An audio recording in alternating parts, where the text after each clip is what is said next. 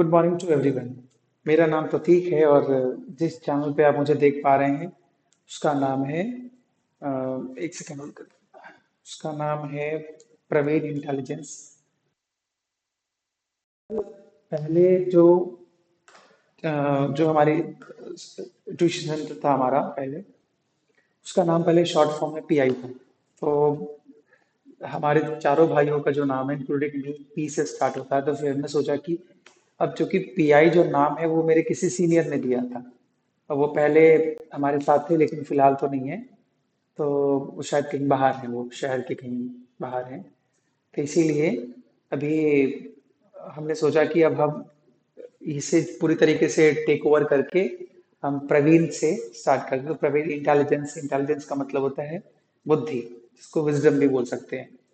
तो एकेडमी ऐसे ही सब रखते हैं तो एकेडमी रख दिया। ऑल दो ये बहुत कोई बड़ी चीज नहीं है, ये आप घर से भी कर सकते हैं, किसी कोचिंग से कर सकते हैं, कहीं रूम रेंट लेके भी कर सकते हैं। तो ये कोई अलग मामला है। लेकिन यहाँ पे मैं समझ सकता हूँ कि आपके लिए भी पॉसिबल नहीं है यहाँ आना, मेरे लिए भी पॉसिबल है, लेकिन हम कम से कम ऑनलाइन के थ्रू हम चीज़ों को डिलीवर तो कर सकते हैं ना। जो चीज़ें मैं अपने घर में पढ़ाता हूँ छोटे बच्चों को, जो स्कूल में पढ़ाता हूँ, जो यहाँ के ट्यूशंस के बच्चे आते हैं उनको पढ़ाता हूँ, वो चीज़ें मैं आप तक भी पहुँचा सकता हूँ। मुझे नहीं पता आपका क्या नाम है, कहाँ रहते हैं, कैसे रहते हैं, मुझे कुछ नहीं पता, लेकिन हाँ, अगर मैं आपकी डाउट क्लियरिंग सेशन में, आपके डाउट्स में अगर मैं अपनी थोड़ी सी भी हेल्प कर पाऊँ या आपके विजडम में थोड़ी सी हेल्प कर पाऊँ।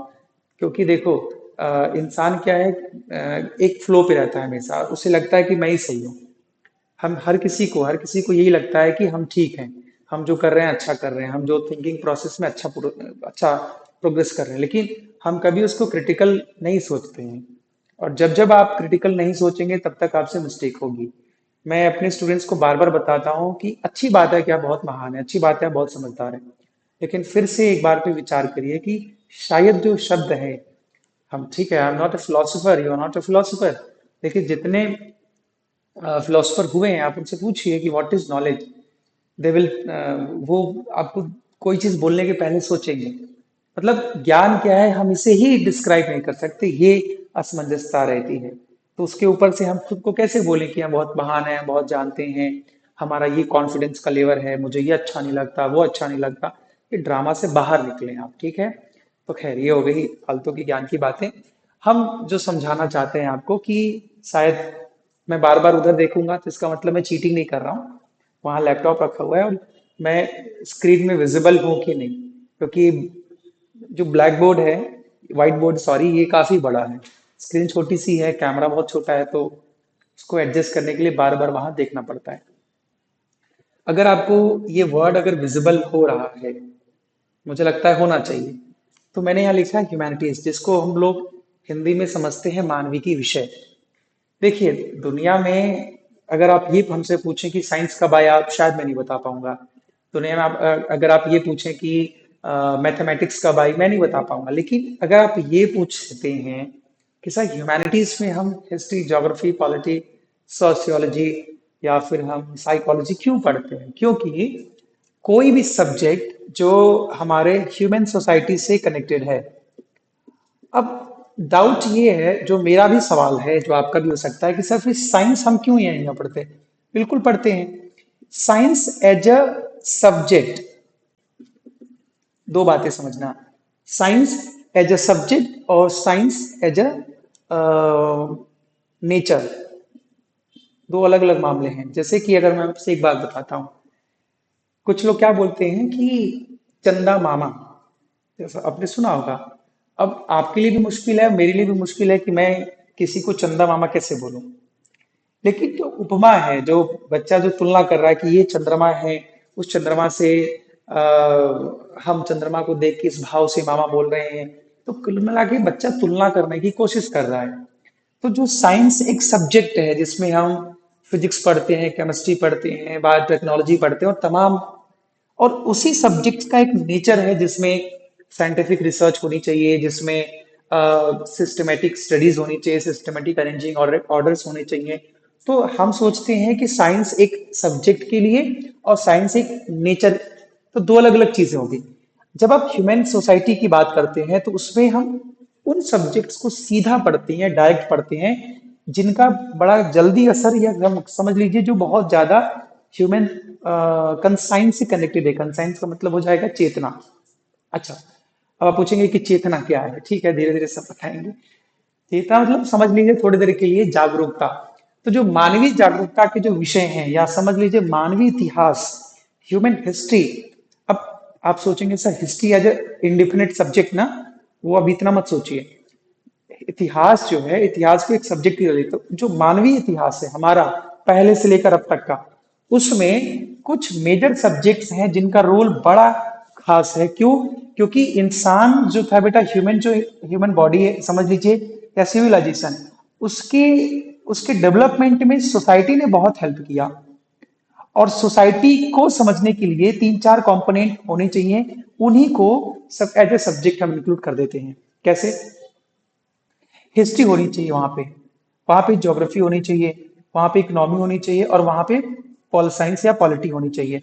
तो प्राइमरली ऑल दो बहुत सारे सब्जेक्ट्स हैं, साइकोलॉजी है, सोशियोलॉजी है, आप लीगल राइट्स को भी पढ़ सकते हैं, तो और भी सब्जेक्ट्स हो सकते हैं, लेकिन हम प्राइमरली जिस चीज को पढ़ते हैं, जो प्राथमिक रूप से हम जो समझते हैं, वो इन सब्जेक्ट्स को होते हैं। लेकिन एक सवाल बच्चों का होता है कि सर जब ये ह्यूमैनिटीज के सब्जेक्ट्स हैं तो हम इनको साइंस क्यों बोले? मैंने अभी वही बताया कि हम पॉल साइंस में भी बेटा उसको हम पॉल साइंस बोलते हैं, ना कि सिर्फ पॉलिटिकल बोलते हैं। इसीलिए आप फिजिक्स को फिजिकल साइंस नहीं बोलते हैं, क्योंकि फिजिकल साइंस में फिर पी आ जाता है। अब एक अच्छे टीचर का नाम याद आ रहा है, वो हमारे साथ स्कूल में पढ़ाते हैं, लेकिन अभी हम बोल नहीं पाएंगे, क्योंकि फिर जो है वीडियो बड़ा वो हो जाएगा, अजीब हो जाएगा। क्योंकि फिर होता ये है ना कि देखिए, हम कहीं न कहीं किसी न किसी तरीके से किसी बिना बिना किसी टीचर का नाम लिए, बिना उनसे पूछे उनका नाम नहीं ले सकते। लेकिन जो टीचर हैं, बड़े अच्छे टीचर हमारे साथ काम करते हैं। दो टीचर काम करते हैं। तो सॉरी, दो नहीं, तीन, सॉरी, तीन टीचर हैं। तो जो फिजिकल एजुकेशन है, लेकिन अब आप ये समझिए कि सर फिजिकल साइंस में क्या आएगा? अब साइंस को मैं एजुकेशन ही बोलूंगा, बोल सकता हूँ। तो फिजिकल साइंस में हम जो बॉडी है, बॉडी स्ट्रक्चर्स को हम पढ़ते हैं, एजुकेशन हो या साइंस हो, ठीक है। अब क्या हुआ कि जब साइंस एज ए सब्जेक्ट हम खोजने की तलाश करते हैं, तो हमारे पास कितने सब्जेक्ट्स आ सकते हैं?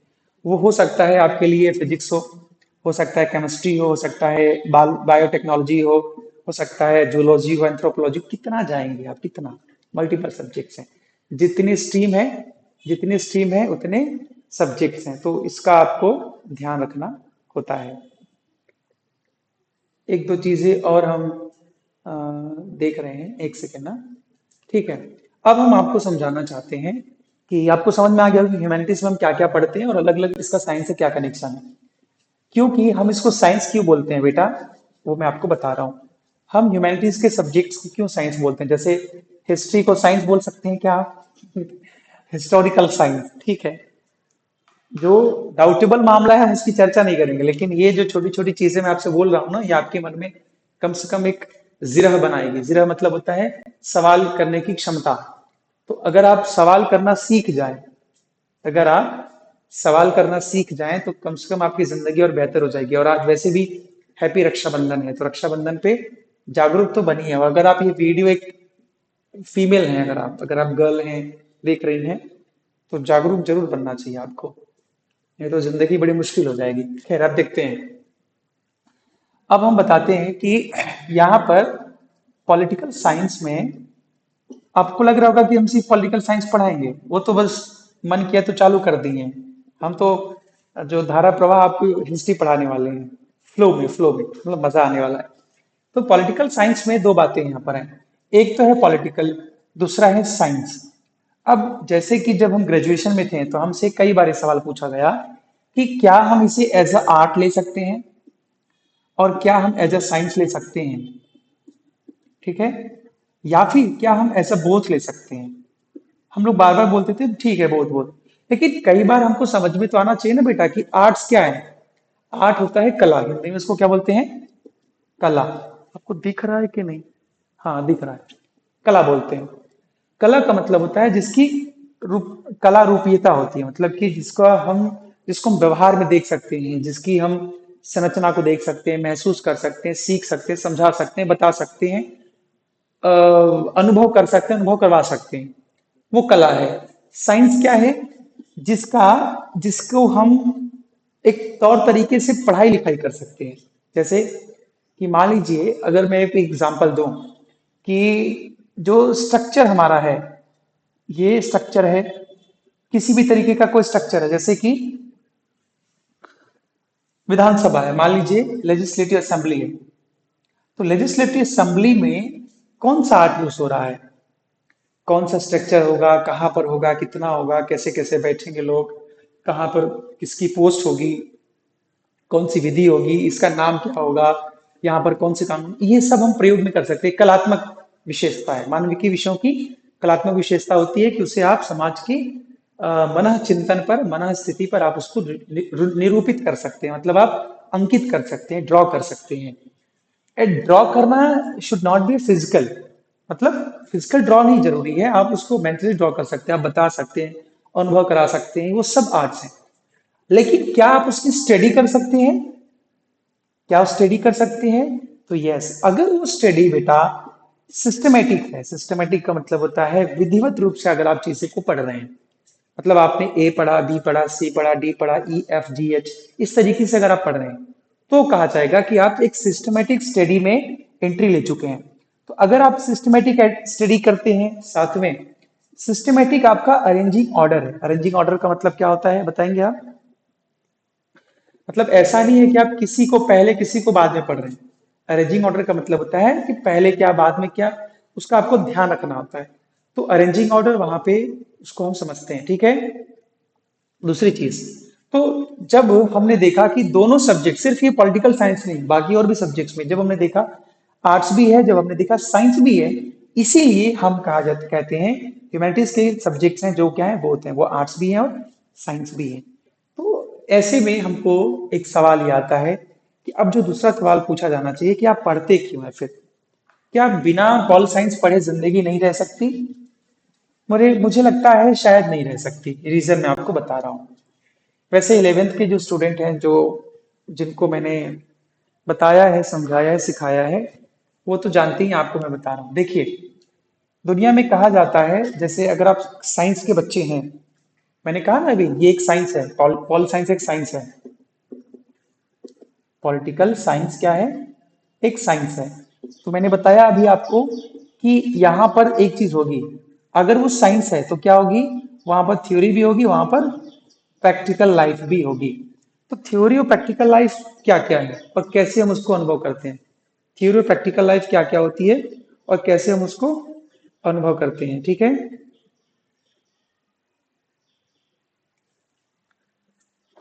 घर से भी फोन आ रहा है, ठीक है।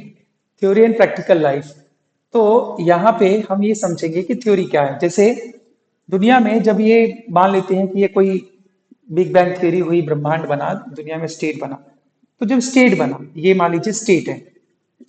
अब स्टेट के लिए चार कंपोनेंट होने चाहिए, चीजें क्या होनी चाहिए बेटा? टेरिटरी होनी चाहिए वहां पर, ठीक है।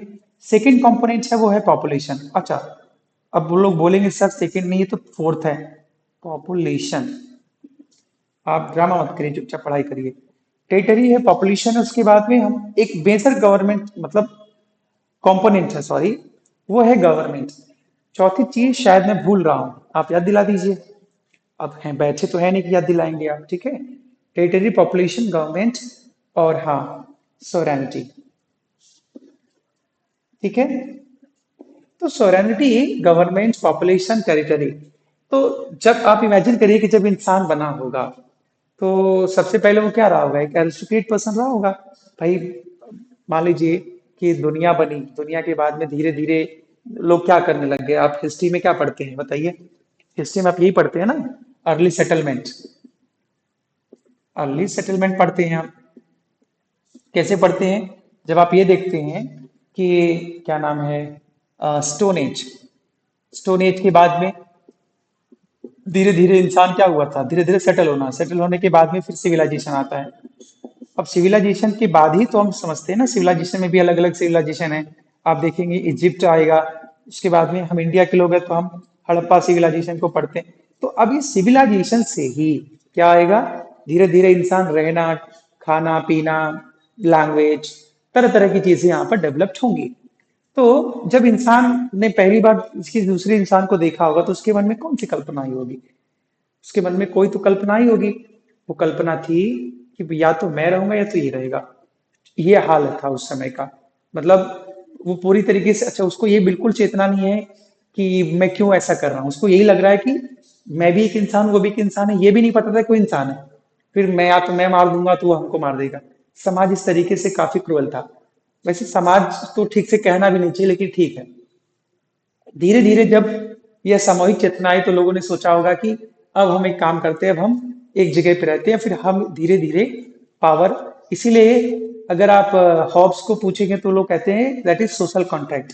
हॉब्स ने बड़ा अच्छा खूबसूरत तरीका निकाला या थ्योरी दिया कि समाज जो, जिसको आप स्टेट कहते हैं, ये जो स्टेट है बेटा, ये दरअसल हमारे सिविल कॉन्ट्रैक्ट से बना है। ठीक है। अब वहीं पर अरिस्टोटल जैसे लोग बोलते हैं कि सिविल प्लस पॉलिटिकल कॉन्ट्रैक्ट है। पॉलिटिकल कॉन्ट्रैक्ट का मतलब होता है, सिविल कॉन्ट्रैक्ट का मतलब होता है सिविल मामले, जैसे परिवार, जाति व्यवस्था, धर्म, रीति रिवाज, ये सब है, सब सिविल मामले। पॉलिटिकल मामला का मतलब होता है गवर्नमेंट का मामला, सोरेंटी का मामला, पावर का मामला, तौर तरीके जो होते हैं, नियम कानून। तो एरिस्टोटल ने बाद में बताया, लेकिन सिविल सोसाइटी, ये जो हमारा समाज बना है, जो तौर तरीका बना है, वो हम सब ने एक दूसरे को सहयोग देकर ही बनाया है। मैंने आपकी हेल्प की, आपने मेरी हेल्प की, उस सेंस में ही चीजें बनी हैं। तो ये सिविल सोसाइटी यहाँ से बनती है। अब जब सिविल सोसाइटी बनी तो धीरे धीरे आपको पता चल गया होगा कि इंसान, मैंने भी बताया था ऊपर से, यहाँ से वो अर्ली सेटलमेंट करके रहना चालू कर दिया था। बसना चालू रहे, मतलब रहना बसने से मतलब लोग रहना चालू कर लिए थे कि अब हम यहीं रहेंगे, यहीं अपना काम धाम करेंगे, चीजें होंगी। तो जैसे जैसे वहां वहां पर सोसाइटी डेवलप होना स्टार्ट हो गई। जैसे सोसाइटी डेवलप होती है, क्योंकि वहां पर तरह तरह के लोग थे। अब मैंने बताया था, अगर हॉब्स की थ्योरीज को पढ़ेंगे तो उसमें ये समझ में आता है कि अ, जो है सिविल कॉन्ट्रैक्ट था। कॉन्ट्रैक्ट का मतलब होता है समझौता, कि ठीक है भाई, तुम हमको रहने दो, हम तुमको रहने देते हैं। तुम भी खुश रहो, हम भी खुश रहते हैं। तुम भी मस्त रहो, हम भी मस्त रहते हैं। तो ये जो चीजें थी, तो इससे क्या हुआ, इंसान में ये समझ में आया कि यार देखो, अकेले तो कुछ नहीं होने वाला है। हम हमको भी कुछ करना पड़ेगा और उनको भी कुछ करना पड़ेगा। तो ऐसा कुछ करते हैं कि मैं भी अपनी हेल्प करूं और आप भी अपनी हेल्प करें। तो यहाँ पर पॉपुलेशन में म्यूचुअल अंडरस्टैंडिंग होती है, उसी को कहते हैं सिविल कॉन्ट्रैक्ट। तो वो एक दायरा तय करते हैं कि इस दायरे से इस दायरे के बीच में ये हमारी टेरिटरी होगी। अब जब वो टेरिटरी बनती है तो फिर भी एक सवाल जो बचा था, वो ये कि यार हम, ठीक है, हम मान तो लेते हैं कि ये मेरा घर, वो आपका घर, लेकिन फिर भी मीडियोकर तो होना चाहिए। बिना मीडिएटर के ना घर ठीक लगता है। बताइए, घर, आप एक घर के सदस्य हैं। अगर हम स्कूल का एग्जांपल दें तो क्या बिना शिक्षा के स्कूल अच्छा लगेगा? नहीं लगेगा। क्या बिना घर के मालिक के घर अच्छा लगेगा? नहीं लगेगा। तो उस तरीके से जो जो पॉपुलेशन, जो गवर्नमेंट है, वहां पर गवर्नमेंट का स्टेटस आता है, स्ट्रक्चर आता है। कैसे? कि सरकार, लोग सोचते हैं कि हम अपने से ही अपने जनप्रतिनिधि को चुनेंगे। हम तय करेंगे आपस में म्यूचुअल अंडरस्टैंडिंग से, और हम ये देखेंगे कि कौन क्या क्या हो सकता है, कौन किसको क्या क्या पोस्ट मिल सकती है, ये सब हम यहाँ पर समझें।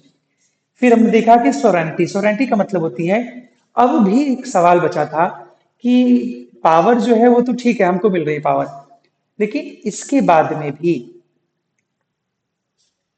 बाद भी जो पावर है वो ऐसी है कि हमको ऐसा लगता है कि जैसे मान लो हमारे हमारे और आपके बीच में लड़ाई हुई, तो कौन डिसाइड करेगा कि लड़ाई अच्छी हुई या नहीं हुई? कौन डिसाइड करेगा कि किसको जस्टिस मिलना चाहिए, किसी को जस्टिस मिलना नहीं चाहिए? मतलब मैं ये बताना चाहता हूँ कि जब तक आपके पास में लीडर ऑफ द स्टेट नहीं होंगे, और जब तक आप अपने आप को सबॉर्डिनेट नहीं समझेंगे, तब तक आप स्टेट से ऊपर रहेंगे। और जब जब भी आप अपने आप को अपर लेवल का समझेंगे, तो जो रेस्ट ऑफ द सोसाइटी है, दे बिकम फेयरफुल सोसाइटी। उनमें डर पैदा होगा। जब जब डर पैदा होगा, क्वेश्चन आप पे आएंगे। तो सबसे बेहतर चीज क्या लोगों को समझ में आई कि एक काम करते हैं, देखो, ये मेरी ताकत है, वो आपकी ताकत है, हम सब अपनी ताकत मिला के इस इंडिपेंडेंट स्टेट को दे देते हैं और हम इसके मेंबर बन जाते हैं। तो चूंकि जो स्टेट है, according to the Hobbes, state is made by the civil contract, social contract. लेकिन वो जो सोशल कॉन्ट्रैक्ट था, बाद में पॉलिटिकल कॉन्ट्रैक्ट होता है, और हम अपनी पावर को डिलीवर करते हैं to the state so that state become so powerful and state will ruled upon us me. मतलब कि जो सोवरेनिटी है, इसीलिए सोवरेनिटी जो है वो पर्सनल मामला नहीं है, वो स्टेट का मामला है। अब यहां पर भी बहुत डाउट है। कुछ फिलोसफर कहते हैं कि अगर सोवरेनिटी पर्सनल नहीं है, फिर तो ये भी हो सकता है कि स्टेट 200 लोगों को गोली मार दे। हाँ, हो सकता है। फिर ये भी हो सकता है कि स्टेट आपको समझे ही ना, आपको कुछ भी, आपको कोई वैल्यू ना दे। हाँ, बिल्कुल पॉसिबिलिटी है। फिर लेकिन फिर बीच में बैलेंस ये समझा गया कि देखिए, स्टेट को तो हम अल्टीमेट एलिमेंट समझते हैं, सॉरी, सोवरेनिटी को हम अल्टीमेट एलिमेंट ऑफ स्टेट समझते हैं। लेकिन जो पॉपुलेशन है, या जो वहाँ की टेरिटोरियल पॉपुलेशन है, वहाँ जो जिस इलाके में लोग रहते हैं, वह जो होंगे वह स्टेट के लिए एक रिस्पॉन्सिबिलिटी होंगे। तो ये उसके लिए ड्यूटी बनाई गई, और ध्यान ये रखा गया कि जो पॉपुलेशन है वही जो है गवर्नमेंट फॉर्म करेगी। और चूंकि पॉपुलेशन अपनी पावर को सेक्रीफाइस करती है, पावर के सेक्रीफाइसेस से ही स्टेट बनता है। तो स्टेट चूंकि, मान लीजिए मैं स्टेट हूं और आप मेंबर ऑफ द स्टेट हैं, आपने मुझे अपनी पावर दी, तो मैं आपके लिए ही काम करूंगा, ना कि आपकी अगेंस्ट जाकर। तो ये फिलहाल के लिए तो ये थियरी एक्सेप्ट की जा रही है कि स्टेट को हमेशा बैलेंस होना चाहिए, क्योंकि जो पॉपुलेशन है उसी का मेजर कंट्रोल होता है टेरिटरी पे, उसी का कंट्रोल होता है गवर्नमेंट पे, उसी का कंट्रोल होता है सोवेरेनिटी पे। तो दरअसल बेटा पॉलिटिकल साइंस है क्या, अब मैं आपको बता रहा हूँ। Political science is study of state. अब आप बोलेंगे सर स्टेट क्या, स्टेट कुछ नहीं, ज्यादा दिमाग मत लगाइए, ड्रामा मत करिए। आप सिर्फ इतना समझिए कि पॉलिटिकल साइंस में आप स्टेट के सभी एलिमेंट्स को पढ़ते हैं, अलग अलग डिटेलिंग में पढ़ते हैं। कोई बोले सर कॉन्स्टिट्यूशन तो यहाँ नहीं लिखा हुआ है। ठीक बात है, ठीक बात है, कॉन्स्टिट्यूशन तो नहीं लिखा हुआ है, फिर हम क्यों पढ़ते हैं, क्यों पढ़ते हैं फंडामेंटल राइट, हम क्यों पढ़ते हैं डीपीएसपी। सभी हम अभी सब स्कूल में शायद हम डीपीएसपी कराने वाले हैं, उसमें भी लिबरल हो चुका है शायद, लिबर्टी। देखिए, अगर आप सोच रहे हैं कि कौन सा स्कूल, मैं स्कूल का नाम रिवील नहीं कर सकता। अभी मैंने बताया ना कि मैं बिना पूछे ना किसी पर्सन का नाम ले सकता हूँ, ना किसी इंस्टीट्यूशन का नाम ले सकता हूँ। बस इतना समझ लीजिए कि मैं एक टीचर हूँ, मैं स्कूल में पढ़ाता भी हूँ। तो स्कूल में मैं पीजीटी पढ़ाता हूँ, पीजीटी मतलब 11 12 पॉलिटिकल साइंस पढ़ाता हूँ, बाकियों की हिस्ट्री पढ़ाता हूँ, सिक्स पढ़ाता हूँ। तो उसमें अलग अलग है। ऑल्दो मैं खुद एक यूपीएससी एस्पिरेंट हूँ, तो मैं खुद पढ़ता हूँ सिविक्स और बाकी चीजें। डीपीएसपी जब आप देखेंगे, अगर इंडियन कॉन्स्टिट्यूशन अगर आप पढ़ेंगे उठा के, तो उसमें DPSP that is directive principle of state policy, वहां पे आपको दिखाई देता है कि जो स्टेट है, यही स्टेट आप समझ पा रहे हैं आप, इस स्टेट को, अच्छा चलिए मैं वो भी लिख ही देता हूं। तो ये जो पॉपुलेशन थी बेटा, ये जो पॉपुलेशन है, उसने सोचा कि हम, हमारा और स्टेट के बीच में कैसा कनेक्शन हो। तो इन बिटवीन पॉपुलेशन और स्टेट एक चीज आती है, जिसको अगर मैं थोड़ा सा मार्किंग कर दूं, तो उसी को कहते हैं हम कॉन्स्टिट्यूशन। मतलब कॉन्स्टिट्यूशन दरअसल क्या है, स्टेट और गवर्नमेंट, या गवर्नमेंट, ठीक है गवर्नमेंट का एलिमेंट है, स्टेट और पॉपुलेशन के बीच में एक समझौता है, एक डीड है कि मैंने स्टेट को कैपेबल बनाया है, तो स्टेट भी हमें कैपेबल बनाएगा, मुझे उसके रिटर्न सहमति चाहिए। तो दरअसल बेटा जो कॉन्स्टिट्यूशन है वो हमने इनेक्ट किया, हमने अडॉप्ट किया, हमने ही बनाया, और खुद को ही हमने गिफ्ट किया है। और हमने इसमें ये बातें लिखी हुई हैं कि जो with the people of India है, ये सारी पावर उसी में एग्जिस्ट करती है। जो सोशल, जो कॉन्स्टिट्यूशनल पावर है वो एग्जिस्ट करती है पहले वर्ड में, that is we the people of India. That is the first sentence of preamble of the Indian constitution. तो मैं जो बताने वाला था कि जो डीपीएसपीस है वो क्या है, वो इन इन अभी इनजस्टिसिएबल है, मतलब आप उसके लिए कोर्ट नहीं जा सकते, लेकिन जैसे फंडामेंटल राइट के लिए जाते हैं। तो डीपीएसपी क्या है बेटा कि वो directive principle of state policy. अभी आपने बताया ना ये स्टेट का ये एलिमेंट्स हैं। तो अब जो है ये पॉपुलेशन यही, और ये सब लोग मिला के गवर्नमेंट ने सब कुछ, कि स्टेट को अब हम कैसे गाइड करें भाई, स्टेट को कैसे गाइड करेंगे आप। Directive principle to the state, directive principle of state policy, DPSP, कैसे स्टेट को गवर्न करेंगे आप। तो जितनी भी दुनिया की अच्छी अच्छी बातें, एक सेकेंड, लग रहा है ना ये मार्कर बहुत वो कर रहा है, ठीक है। दुनिया की जितनी भी अच्छी अच्छी बातें हो सकती हैं हमने उसको डीपीएससी में रखा है इसलिए भी कि वो हमारे लिए जरूरत है। उसको देख के क्या होता है, जो गवर्नमेंट है वो कम से कम पॉलिसी बनाएगी। जैसे आप पढ़ेंगे कॉमन सिविल कोड, अगर आप आर्टिकल 44 पढ़ें तो उसमें लिखा हुआ है common civil code should be there. ऐसे करके आप आर्टिकल 48 ग्राम पंचायत, हर चीज आर्टिकल 48 49 हर चीज आप देखेंगे 42, उसकी तीन कैटेगरी बना दी गई थी। लिबरल में जिसमें स्टेट जो है आपको फुल लिबर्टी देगा, गांधीयन में स्टेट से ये अपेक्षा की जाएगी कि वो जो है ग्राम पंचायत वो फिर विलेज सोसाइटी को सपोर्ट करने वाला है। फिर और भी चार कैटेगरीज हैं। तो मैं ये बताना चाहता हूँ कि डीपीएसपीस क्या है, एक फंडामेंटल पार्ट है। डीपीएसपीस क्या है, एक फंडामेंटल पार्ट ऑफ कॉन्स्टिट्यूशन है। बट ध्यान ये रखना है सिर्फ इसमें एक चीज, एक सेकेंड एक सेकेंड।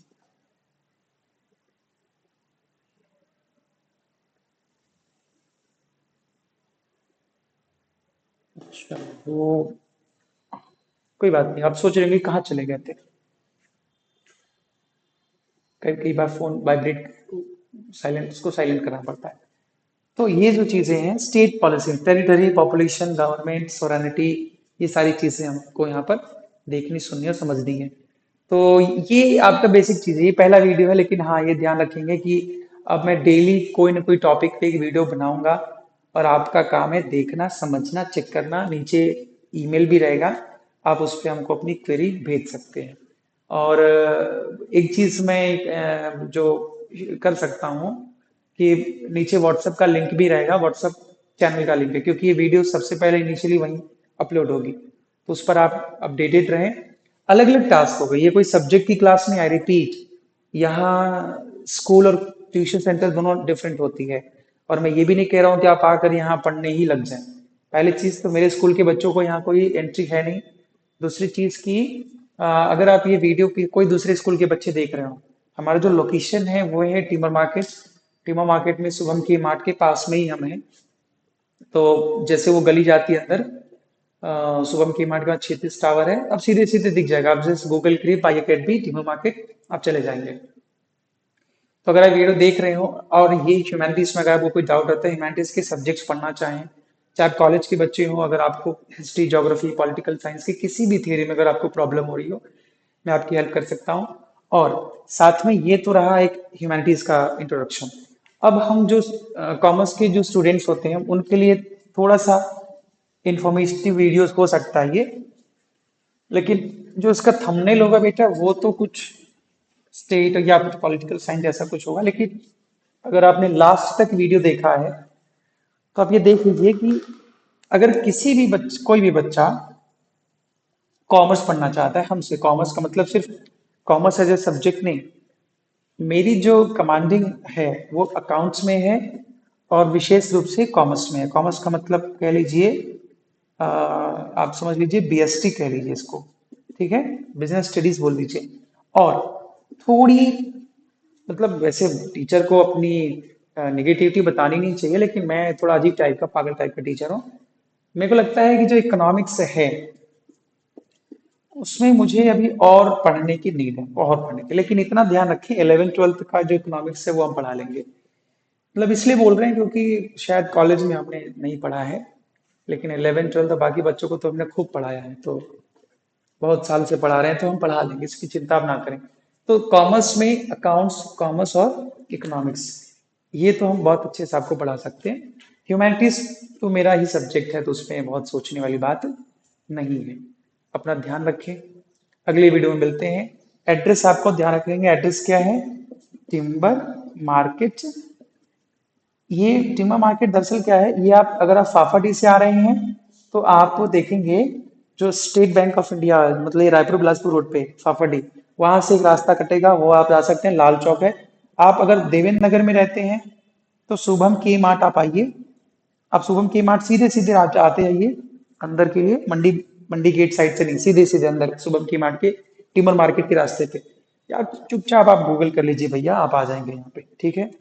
लेकिन ध्यान वही रखना है कि मैं स्कूल का नाम तो नहीं ले सकता, लेकिन अगर आप हैं मेरे स्कूल के बच्चे तो कंडीशन यही है कि you are not allowed. Sorry, it is a rule and it is a policy. बाकी अगर आपके परिचय में कोई बच्चे हों जिनको पढ़ने का मन हो, अब एक वीडियो हम बनाएंगे जो रूम टूर का होगा, वो बाद में दिखाएंगे, लेकिन अच्छी कैपेसिटी है हमारे पास। तीन तीन तो रूम है इंक्लूडिंग हॉल। और हमारे कुछ दोस्त यहीं रहते हैं, तो हम आराम से अलग अलग सब्जेक्ट्स आप पढ़ना चाहें सब हम पढ़ा देंगे। आप चाहते हैं कि सर आप कॉमर्स मत पढ़ाइए, नहीं पढ़ाएंगे। आप चाहते हैं ह्यूमैनिटीज पढ़े, हम ह्यूमैनिटीज पढ़ाएंगे। हमारे पास कॉमर्स के टीचर है, हमारे पास साइंस के टीचर है, हमारे पास मैथ्स के टीचर है, ह्यूमैनिटीज के टीचर तो हम खुद हैं। तो ऐसे करके इंडिपेंडेंट टीचर हैं, जिनसे जितना पढ़ना है पढ़ सकते हैं। हम ध्यान ये रखना है कि हम खुद चाहते हैं कि कुछ ही बच्चे हों, अच्छे बच्चे हों। तो इस वीडियो को फॉरवर्ड करें, लोगों तक पहुंचाएं, और डेमो अगर आपको चाहिए तो भी 2-3 दिन का आप फ्री डेमो लेके देख सकते हैं और आ सकते हैं। बाकी अगले मिलते हैं अगली वीडियो में, तब तक के लिए Jai Hind, Vande Mataram, happy Rakshabandhan. Thank you.